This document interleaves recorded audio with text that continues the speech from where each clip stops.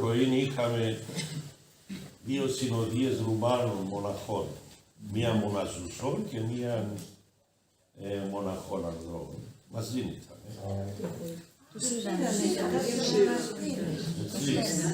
Του Ηρακλειδίου, του Ναι, μου είπαν ότι πήγαν εκεί, πήγα στο Όμοδος, ναι. Ωραίοι άνθρωποι. Εμείς οι Έλληνες μοιάζουμε από όλους τους Βαλκάνιους, από όλους τους Ορθοδόξους, μοιάζουμε περισσότερο με τους Ρουμάνους, στην νοοτροπία, βέβαια.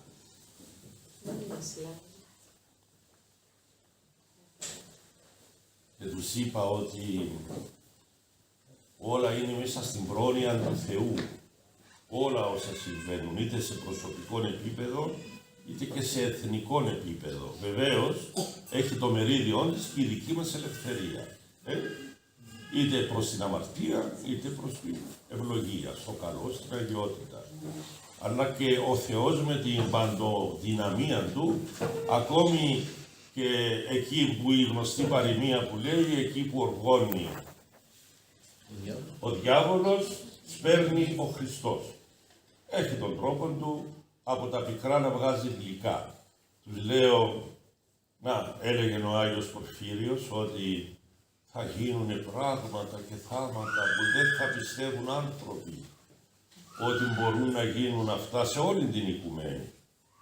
Λοιπόν, αλλά λέει, θα έρθει μια ώρα που θα έρθει μια νηνεμία, μια ειρήνη στην ανθρωπότητα, αφού φύγει πάρα πολλοί κόσμος. Ναι, θες να μείνεις κάτω εσύ? Θες να μείνεις κάτω? Πιο πάνω από την ύδρα.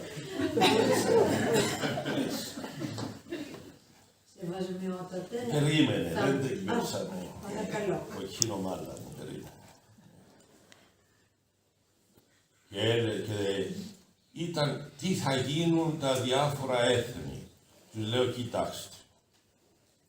Από ό,τι φαίνεται, κάθε ορθόδοξο έθνος θα αναλάβει και ένα μη ορθόδοξο ή αλλογενές, όταν θα τελειώσει αυτή η μεγάλη σύνοδος που προφήτευσαν διάφοροι Άγιοι και Ρώσοι και Έλληνες και Ρουμάνοι, ότι θα γίνει μια μεγάλη σύνοδος όπου εκεί θα πάρουν οι τότε ιεράρχες, όσοι ζουν, λοιπόν, μεγάλες αποφάσεις για το πώς θα οργανωθεί η Ορθοδοξία στα επίλοιπα χρόνια. Και θα δοθούν και λύσεις σε χρόνια προβλήματα, όπως το παλιομερολογητικό και άλλα.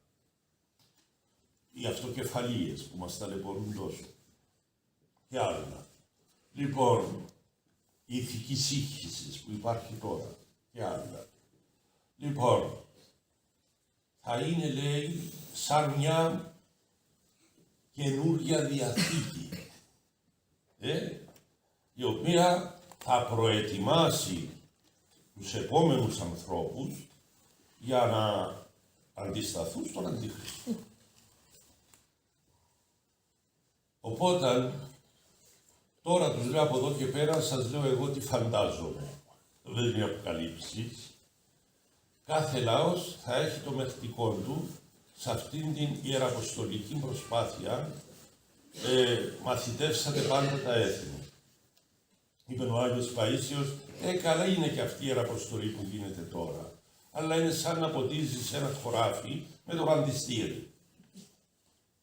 Μετά, λέει, από αυτά που θα γίνουν, τα τρομερά, που ήδη τα ζούμε, και άλλα που θα γίνουν, τότε είναι που θα γίνει η Ιεραποστολή, όταν έρθει η ειρήνη και μετά. Πρέπει ο κάθε λαός ορθόδοξος να αναλάβει το μερίδιό του. Από ό,τι βλέπω τους λέω, εσείς οι Ρουμάνοι, θα υπονόμησε ο Θεός να έχετε γλώσσα λατινογενή. Εσείς πρέπει να αναλάβετε τους Ιταλούς, τους Σπανιόλους, τους Νότιο Αμερικάνους. Λοιπόν, διότι η γλώσσα σας είναι συγγενική. Συμπλήρωσε ένας γέροντας, ο Γερόντιος, λέει, και εκτός του άλλου, λέει, φαίνεται ότι ο Θεός χρησιμοποιεί τώρα και τις μεταναστεύσεις σαν προζύμι για τις μελλοντικές ιεραποστολές που σχεδιάζει ο ίδιος. Διότι ήδη, λέει, στην Ιταλία, Ισπανία υπάρχουν 2 εκατομμύρια Ρουμάνοι, οι οποίοι, οι πιο πολλές Ρουμάνες παντρεύονται Ιταλούς και τους υποχρεώνουν να βαφτίζουν τα παιδιά Ορθόδοξα. Και αγοράζουν συνεχώς εκκλησίες καθολικών που κλείνουν ή είναι κλειστές ήδη και τις αγοράζουν οι Ορθόδοξοι Ρουμάνοι. Λοιπόν, σκεφτείτε αυτό σε ένα βάθος χρόνου τι σημαίνει. Τους λέω, εσείς θα αναλάβετε τις λατινογενείς χώρες και εμείς τους λέω ποιοι είναι οι πιο στενοί συγγενείς των Ελλήνων, οι Τούρκοι. Αυτή είναι η αλήθεια. Και οι Τούρκοι σιγά σιγά το ανακαλύπτουν και κρυφοπερηφανεύονται ότι έχουν ελληνικό αίμα. Λοιπόν, άρα τους λέω, οι αδελφοί μας οι Ελλαδίτες θα αναλάβουν την αποστολή των τουρκόφωνων, που δεν είναι μόνο οι Τούρκοι τουρκόφωνοι. Εμείς τους λέω, οι Κύπροι, ποιους τους αναλάβουμε. Θα είμαστε εδώ και θα τρώμε σουβλάκια σε φταγές.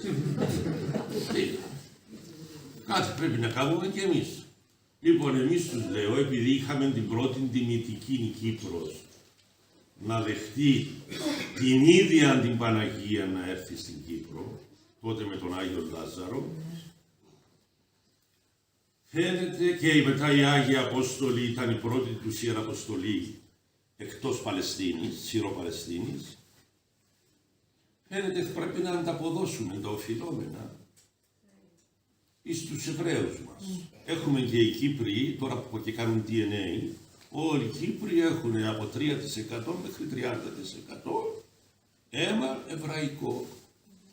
Αυτό δεν ερμηνεύεται γιατί, ιστορικά.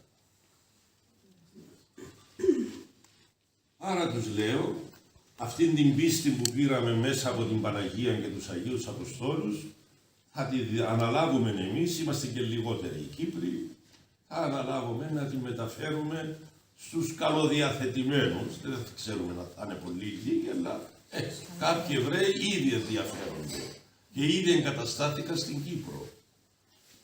Για να ξέρετε, στην κατεχόμενη Κύπρο, μελέτες που κάναμε μαζί με άλλους ιεράρχες, υπάρχουν 65.000 αυτήν τη στιγμή Ρώσοι, 50.000 Εβραίοι, 17.000 Ρουμάνοι εργάτες. Στην Ατάλια σου, κυρία Εκατερίνα μου, είναι 200.000 Ρώσοι που κατοικούν. Και άνοιξαν και 3 εκκλησίες, 6 πρωτοπατριαρχείο το Οικουμενικό.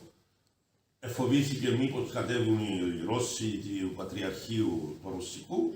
Είχε ανοίξει μια εκκλησία. 3. Εκτός του Άγιος Αλίπιος άνοιξε τώρα στην Αλλάγια. Ναι. Έτσι. Και 2 εκκλησίες στην Ατάλια.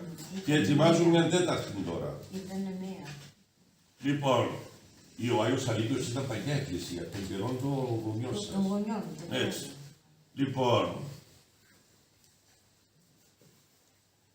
και παντρεύονται τώρα Τούρκοι με Ρωσίδες.